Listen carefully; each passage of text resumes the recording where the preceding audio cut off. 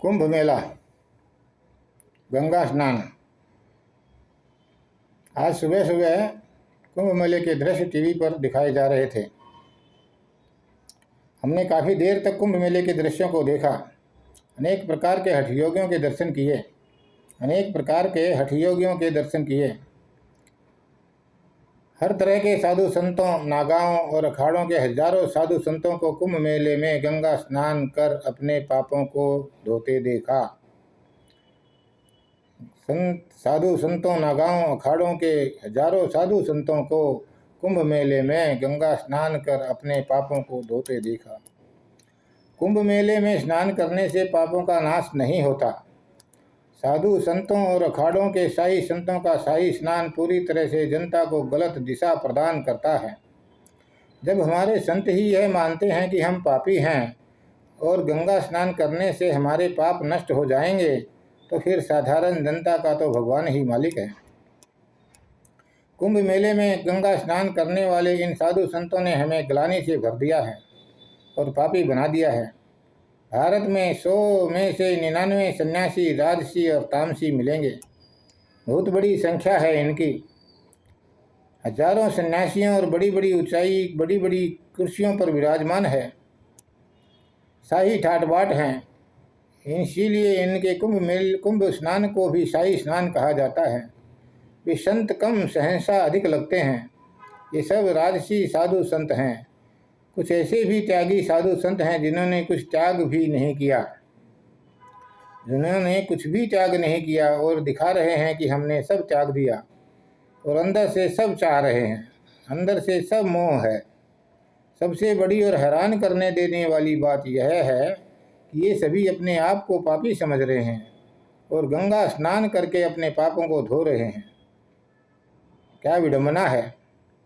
इससे बड़ा पाखंड और क्या हो सकता है। सभी साधु संत पाखंड का चेहरा ओढ़े हुए अपना अपना धंधा चला रहे हैं। धर्म का इनसे कोई लेना देना नहीं है। ऐसे ही पाखंडियों से धर्म को बचाने के लिए भगवान को अवतार लेकर पृथ्वी पर आना पड़ता है। भगवान श्री कृष्ण ने पापों का नाश करने के लिए श्रीमद् भगवद गीता में कुछ नियम दिए हैं, जिनको धारण करने से मनुष्य अपने पापों का नाश स्वयं कर सकता है। श्रीमद् भगवद गीता के 3 अध्याय के 3 और 15वें अध्याय के 20वें श्लोक में भगवान श्री कृष्ण अर्जुन को हे निष्पाप अर्जुन कहकर संबोधित करते हैं। परंतु अष्टावक्र तो राजा जनक को सीधे सीधे कहते हैं कि तुम निष्पाप हो, पाप तुम्हें छू भी नहीं सकता। इसलिए हमने पापों से मुक्त होने के लिए कुछ सीढ़ियाँ तैयार की हैं, जिन्हें पढ़कर समझकर जीवन में अपनाने से आप सभी पापों से मुक्त हो जाओगे। अगर आप यह कहते हैं मैं गॉड फीयरिंग हूँ, तो यह भी आस्तिकता का ठीक लक्षण नहीं है। भय से भगवान नहीं होना चाहिए। भगवान तो प्रेम से होना चाहिए, भय से नहीं। जैसे कहने में आता है लव इज गॉड, प्रेम ही परमात्मा है। भय से परमात्मा को मानना इल्यूजन के सिवा कुछ भी नहीं। भय से परमात्मा को मानना इल्यूजन के सिवा, भ्रम के सिवा कुछ भी नहीं। अगर आप आस्तिक हैं तो आपको निराकार ब्रह्म का ज्ञान होना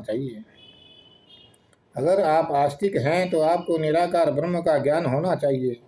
अद्वैत का ज्ञान होना चाहिए। तभी आप स्वयं को आस्तिक कहने के अधिकारी हो सकते हैं, अन्यथा नहीं। इसके लिए मैं आपके सामने नारद जी के जीवन की छोटी सी घटना का उल्लेख करना चाहूँगा। कहते हैं नारद को भगवान श्री कृष्ण से मिलने की बहुत प्रबल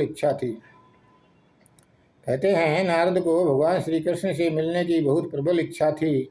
और उनको जब भी मालूम होता भगवान श्री कृष्ण कहाँ पर है, वे उसी समय उनसे मिलने दौड़ पड़ते। परंतु जब तक वे वहाँ पहुँचते, श्री कृष्ण वहाँ से जा चुके होते थे।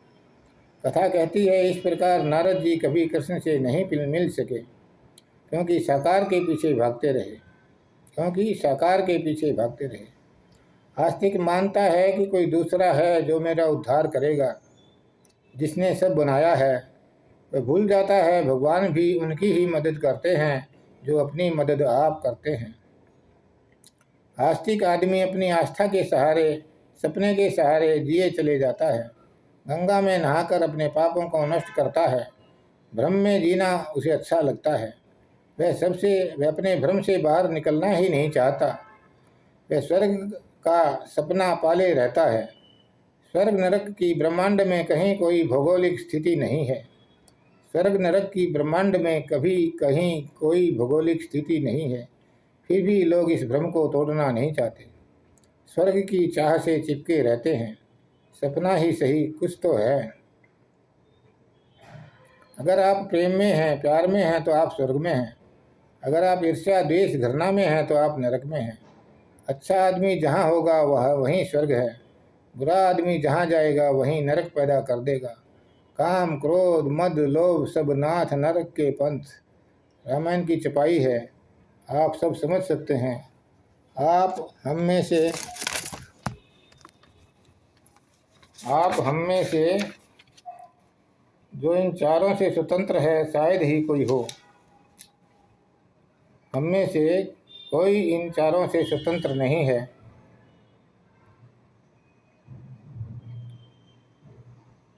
फिर हम नरक में ही हैं। ऐसा नहीं है। जिसको निराकार में झांकना आ गया उसको सब आ गया। जिसको निराकार में झांकना आ गया उसको सब आ गया। अगर आप श्री कृष्ण भगवान के मैं को समझ लें तो समझो पूरी गीता समझ में आ गई। अगर आप भगवान श्री कृष्ण के मैं को समझ लें तो समझो पूरी गीता समझ में आ गई। अगर आप भगवान श्री कृष्ण के मैं को नहीं समझ सके तो आप कितनी ही बार गीता पढ़ लो, कितनी ही गीता कंठस्थ कर लो, कुछ नहीं होने वाला। क्योंकि सब कुछ कृष्ण के उस मैं के पीछे छिपा है। जो सब कुछ उस कृष्ण भगवान के मैं के पीछे छिपा है, जो कि कृष्ण के साकार शरीर से बहुत दूर है, निराकार है। That is called faceless form of divinity. That is called faceless form of divinity. भगवान श्री कृष्ण गीता में कहते हैं अर्जुन से, हे अर्जुन, सर्वधर्मान परित्यज्य मामेकं शरणं व्रज अहं त्वा सर्व पापेभ्यो मोक्षयिष्यामि मा शुचः। तो सब धर्म कर्म को त्याग कर तू मेरी शरण आ जा। मुझे सबका आधार समझ तू मेरी शरण पा जा। मैं तुझे तेरे सभी पापों से मुक्त कर दूंगा, परम कल्याणकारी मोक्ष प्रदान कर दूंगा। अरे भगवान, आप गीता अध्याय के तीसरे अध्याय के तीसरे श्लोक में 15वें अध्याय के 20वें श्लोक में पहले ही अर्जुन को हे निष्पाप अर्जुन कहकर संबोधित कर चुके हो। हे निष्पाप का मतलब हुआ पापी नहीं। जब आप पहले ही उसको निष्पाप घोषित कर चुके हो तो मेरे को समझाइए कि फिर आप ये क्यों कह रहे हो कि तू मेरी शरण आ जा, मैं तुझे सभी पापों से मुक्त कर दूंगा। पापों से मुक्त तो वह उसी समय होगा था जब आपने हे निष्पाप अर्जुन कहकर संबोधित किया था।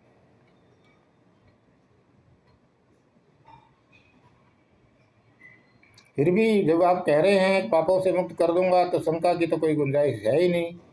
जब भगवान कह रहे हैं पापों से मुक्त कर दूंगा तो बात पक्की है कि ये अर्जुन को पापों से मुक्त कर देंगे। परंतु सवाल यह पैदा होता है कि भगवान श्री कृष्ण यह कैसे करेंगे। यह समझना अति आवश्यक है, क्योंकि अगर यह समझ आ जाए कि भगवान श्री कृष्ण अर्जुन को पापों से मुक्त कैसे करेंगे तो हमको भी अपने पापों से मुक्त होने की राह मिल जाएगी। तो हमको भी अपने पापों से मुक्त होने का रास्ता मिल जाएगा। यही सब सोचकर हम पापों से मुक्त होने के उपायों को खोजने में लग गए और बहुत जल्दी ही हमें पापों से मुक्त होने की कला हाथ लग गई। पहली सीढ़ी देखिए, पहले तो आप यह जान लें कि आप शरीर नहीं हैं, देह नहीं है। दूसरे, आप शरीर को अपना मानकर चलते हैं, यह धारणा तोड़नी होगी। आप शरीर को ही मैं मानकर चलते हैं, यह धारणा तोड़नी होगी। जिसे आप मैं कहते हैं पहले इसे ठीक से समझना होगा कि आखिर इस मैं की सही परिभाषा क्या है। शरीर तुम्हारा है परंतु तुम शरीर नहीं हो। मन बुद्धि तुम्हारे हैं पर मन बुद्धि तुम नहीं हो। आप कोई भी पाप कर्म अपने स्वार्थ या लालच से करते हो। अपनी इच्छा तृष्णा आकांक्षा पाप करने में आपके सहायक होते हैं। पाप करते समय आपको मालूम होता है कि आप गलत करने में जा रहे हो, फिर भी रुकते नहीं और आप वह पाप करते हो। ये करने वाला कौन है? आपका मन, आपका दिमाग, आपका स्वार्थ, आपकी इच्छा, लालच, घमंड, क्रोध, वासना या शरीर, ये सब आपके हैं, परंतु इन सब में आप कहाँ हैं? आपने क्या किया? आपने तो कुछ नहीं किया। जो कुछ किया आपके शरीर के अवयवों ने किया।